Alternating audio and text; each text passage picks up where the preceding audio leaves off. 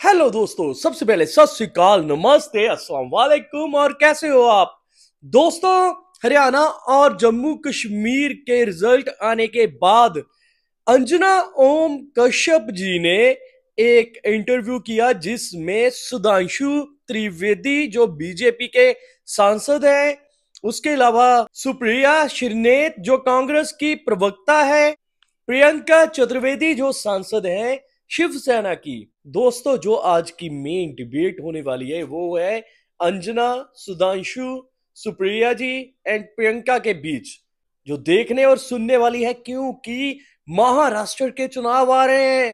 कुछ भी हो सकता है उसमें। तो आइए देखते हैं इनको क्या बातचीत होती है।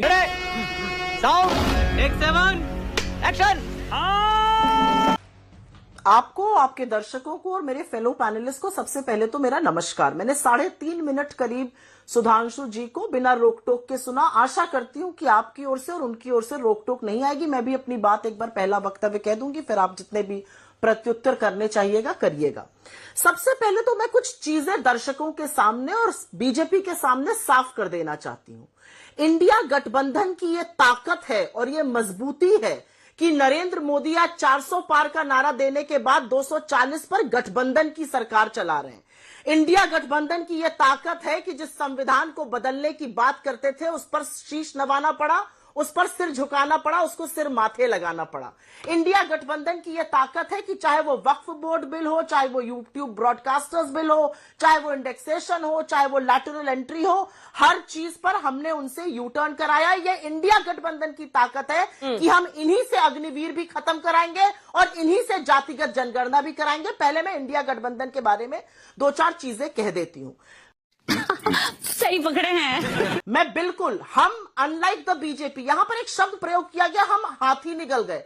अरे आप तो वो सांप है जो आप अगल बगल वालों को ही डस लेते हैं। पहले पूछिए शिवसेना से, पूछिए एनसीपी से, पूछिए शिरोमणि अकाली दल से, पूछिए जदयू से, पूछिए जेजेपी से। जिसके साथ आप आए, आप पहले उसको डसते हैं, उसको खत्म करते हैं। लोगों के घर पे डाका डालने का, अपने घटक दलों के घर पे डाका डालने का काम आप करते हैं। आपके साथ जो आया वो नेस्तो नाबूद होकर ही जाएगा। ये तो मैंने थोड़े बहुत एग्जाम्पल बता दिए जो आपके साथ सालों से हैं। के साथ आपने क्या किया ये सब जानते हैं। उद्धव जी का आपने जो तिरस्कार किया, इसका बदला महाराष्ट्र भी लेने वाला है। मैं एक चीज यहां पर बहुत जिम्मेदारी से कहना चाहती हूं। यहां पर बोला गया कि हमारे लोग हमलावर हो जाते हैं। मुझे ऐसा लगता है इतना लोकतंत्र ठीक है, अच्छी बात है। हम लोकतंत्र की जब प्रखर पैरवी करते हैं तो इतना लोकतंत्र हम इंडिया गठबंधन में भी रखकर चलते हैं। हम 4 लोगों की बात सुन सकते हैं क्योंकि हम इंडिया गठबंधन को मजबूत मानते हैं, बड़ा दिल करके चलते हैं। इनके लोगों ने भी तो कहा था, ओपी राजभर ने खुलकर कहा था, योगी और मोदी की वजह से 2024 का चुनाव हार गए।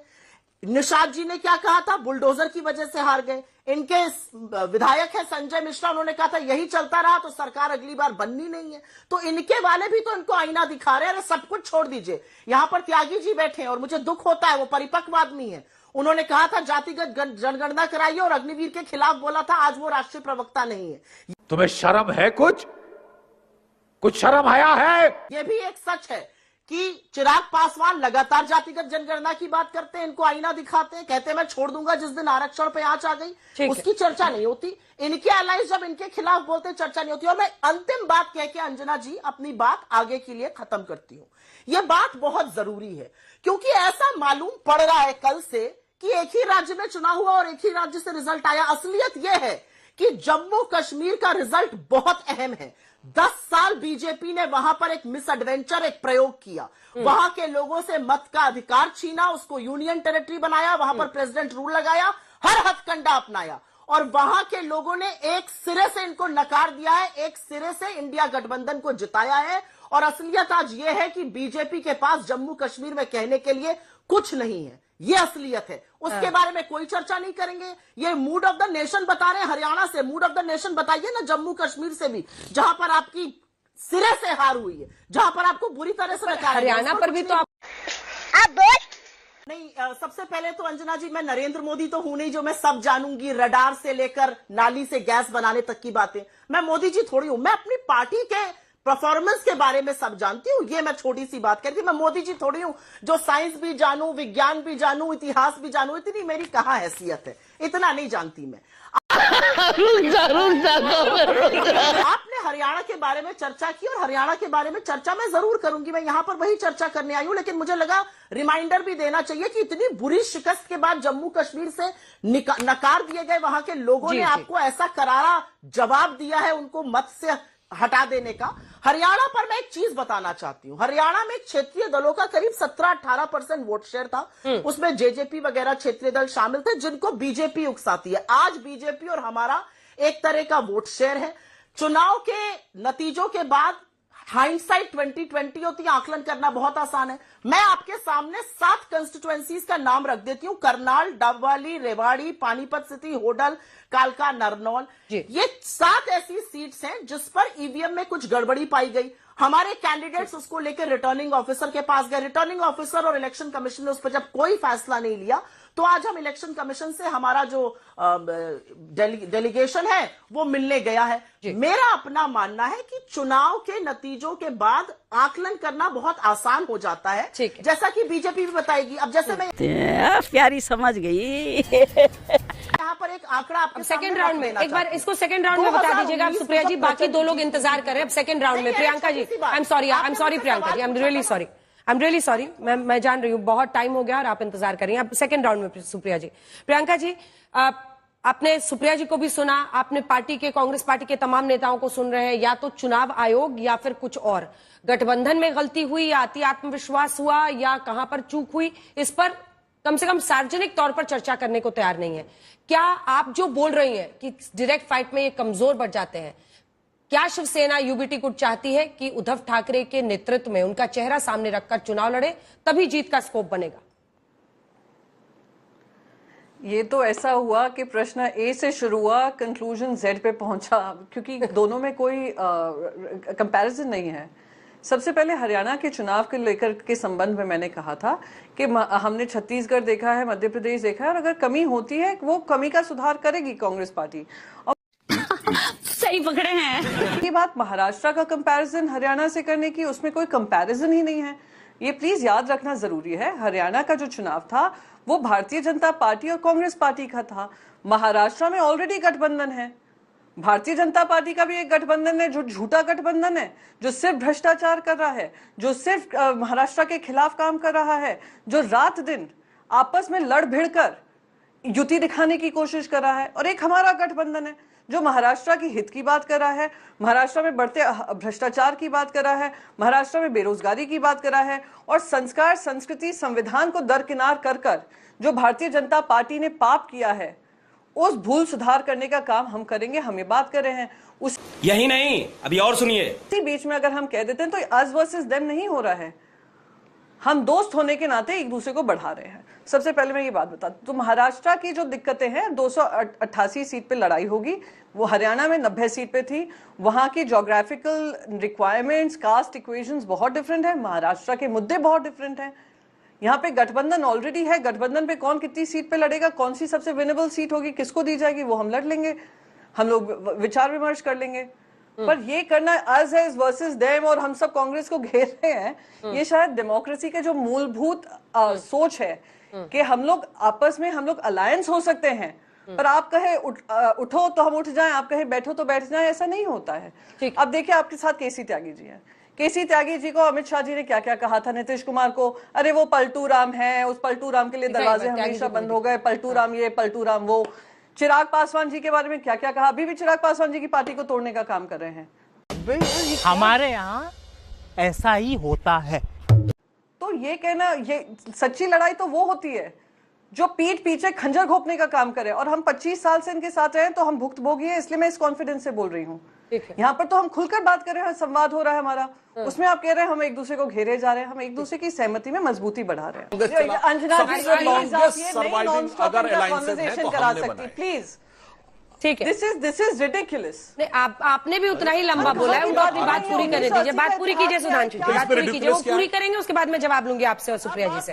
आप टाइम देख लीजिएगा, आपको भी उतना ही टाइम दूंगी, वादा है मेरा। वादा है मेरा उतना ही टाइम मुझे दूंगी। टाइम नहीं चाहिए भैया, पर हमें मुझे जिस नहीं, इसमें मुझे बड़ा आश्चर्य है। वापस टॉपिक, वो गठबंधन के साथियों पर कह रहे हैं कि हमारे रिश्ते जिसके साथ थे वो पुराने और तगड़े हैं। जल्दी से पूरी कीजिए सुधांशु जी। नहीं सुधांशु और प्रियंका जी तो आप सुनिए, आप सुनिए प्रियंका जी। पढ़ना होगा, मैं इतिहास की किताबें उठाकर पढ़ लूंगी। और 25 साल के हमारे शिवसेना के गठबंधन के बारे में ये कम ही टिप्पणी दें तो ज्यादा ठीक रहेगा, क्योंकि ये लोग वो लोग हैं जो पैरासाइटिक बिहेवियर होता है, जब पीठ पे खंजर घोपने का काम करते हैं। और वो चिराग पासवान भी उसके उन्होंने एक्सपीरियंस किया है, जेडीयू ने एक्सपीरियंस किया है, शिवसेना ने एक्सपीरियंस किया है, डीएमके ने किया है, टीडीपी ने किया है, और ममता बनर्जी ने किया है। इन्होंने सबके साथ तो धोखाधड़ी की है। कौन है ये? क्या बात कर रहे हैं? सुधांशु जी, इसका जवाब आप इसी दीजिए। कगार पे खड़े हो गए, आप बेबस हो गए। अरे बेबस तो आप लोग हैं, बेबस तो आप लोग हैं आज महाराष्ट्र में, और मुझे खुशी है इस बात की। अरे कहा नहीं, हम बोलेंगे क्योंकि हम इतिहास नहीं सुनने आए हैं, और आपका वर्जन नहीं सुनने आए हैं हम इतिहास का। सुधांशु जी जवाब दीजिए। प्रियंका जी, नहीं, मैं आपका सुनने नहीं आई हूँ भाई साहब। मैं ना इस डिबेट में पार्टिसिपेट करने आई हूँ कि अब आने सुनिए वाले चुनाव में क्या होने वाला है, इंडिया गठबंधन की क्या नीति होने वाली है। हाँ, उसी पर वो बोल रहे हैं, 1970 के गठबंधन दशक में के आपने साथियों किसके पर वो साथ हिसाब मांग रही है। गठबंधन जवाब करके अब मुझे मैं नहीं बोलूं? सुनना है। जवाब दीजिए सुधांशु। सुप्रिया जी जवाब दीजिए। और हरियाणा की हार से कांग्रेस पार्टी क्या कोई सबक ले रही है? अति आत्मविश्वास शब्द आपके कम से कम 3-4 गठबंधन के साथियों ने कहा है। अभी बदत है भाई, अभी बदत है, अभी किया ना, अभी बदत है। हर चुनाव, हर परिणाम, हर नतीजे से हम कोई ना कोई सबक जरूर सीखते हैं। कांग्रेस पार्टी इससे भी सबक सीख रही है। मैंने आपसे पहले ही कहा कि रणनीति बन रही है, राहुल जी और खड़गे जी मिले हैं, आगे हम अपने गठबंधन के साथियों से बात करेंगे। भाई हम तो एक दूसरे के साथ बड़े प्रेम से, बड़े प्यार से बात करते हैं, हमारे अंदर लोकतंत्र है। हम थोड़ी महाराष्ट्र में दूसरे को कह रहे हैं कि इनको देखकर उल्टी आ रही। तानाजी सावंत ने क्या कहा अजीत दादा को, इनको देखकर मुझे उल्टी आती है, दम घुटता है। एक आदमी कह रहा है फडणवीस को चीफ मिनिस्टर होना चाहिए, कैसे शिंदे बने हुए हैं, एकनाथ शिंदे। दूसरा आदमी पलट के कह रहा है भैया महायुति तो ले डूबेगी। ये इनकी आपसी तिगाड़ी की मैं बात कर रही हूँ। शिवा जी की जो ध्वस्त मूर्ति थी ना, उसका बदला आपसे महाराष्ट्र लेगा। जो आपने उद्धव साहब के साथ किया उसका बदला लेगा, और बदलापुर का भी बहुत बड़ा बदला लेगा। लेकिन मैं यहाँ पर एक चीज कहना चाहती हूँ, यहाँ पर बड़ी बड़ी बातें करी गई मंडल कमीशन की।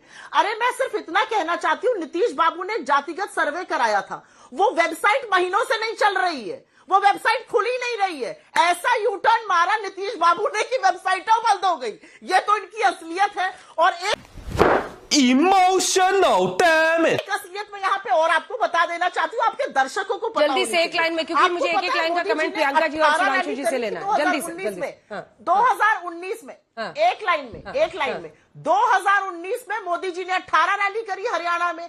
इस बार कराई गई 4, क्योंकि देख लिया गया कि उत्तर प्रदेश में जो रैली हुई, वेस्ट बंगाल में हुई, महाराष्ट्र में हुई, पंजाब में, हरियाणा में, हर जगह जहां मोदी जी रैली करने जाते थे बड़ी बड़ी हार हुई। ठीक है, ठीक है। एक बार खाली सुधांशु जी और प्रियंका जी को दिखा दीजिए, एक लाइन का। प्रियंका जी से टाइम कम है, 2 लाइन का कमेंट जल्दी से।